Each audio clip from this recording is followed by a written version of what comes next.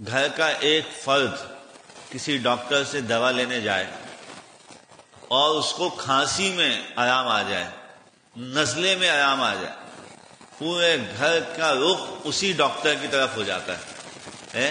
اور ہم سنتے ہیں، یہ ایک عام مشہور جملہ بن گیا ہے کہ ہمارے فیملی ڈاکٹر ہیں، فیملی ڈاکٹر۔ کیوں بھائی؟ کوئی ڈاکٹر کو اپنی فیملی میں شمار کرنا یہ کوئی مذاق تھا؟ یہ اس لیے اس کو اپنا فیملی ممبر، فیملی ڈاکٹر کا مطلب یہ کہ فیملی کا ممبر ہے، گویا کہ ہمارے ساری فیملی ان سے ملحق ہے، ساری فیملی ان سے ہماری لگی ہوئی ہے۔ کیوں؟ کسی کو اپنی فیملی کے اندر شامل کرنا آسان سی بات ہے؟ مفاد ہے، فائدہ ہے، فائدہ ہے۔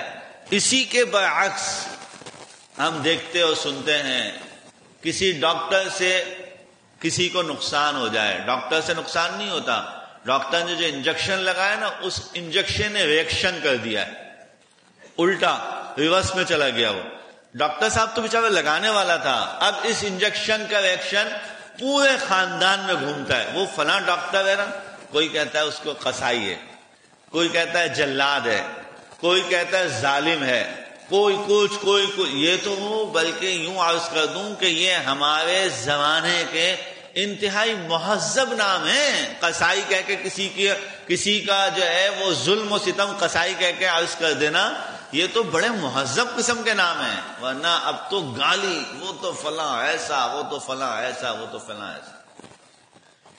ایک ڈاکٹر سے ذرا سا فائدہ ہو گیا، ایک آدمی کو فائدہ ہو گیا، پورا خاندان اس کی طرف جا رہا ہے۔ میرے محترم دوستوں اور بزرگوں، رسول خدا سرور کائنات سرکار دو عالم صلی اللہ تعالی علیہ وسلم کی ذات اقدس سے صرف آپ کی امت کے افراد کو نہیں بلکہ پوری دنیا کے انبیاء، سارے عالم کے انبیاء کو بھی فائدہ پہنچا اور ساری کائنات کے انسانیت کو فائدہ پہنچا۔ انسان تو انسان، پیغمبر تو جنات کے بھی پیغمبر تھے، پیغمبر تو جنات کے بھی پیغمبر تھے۔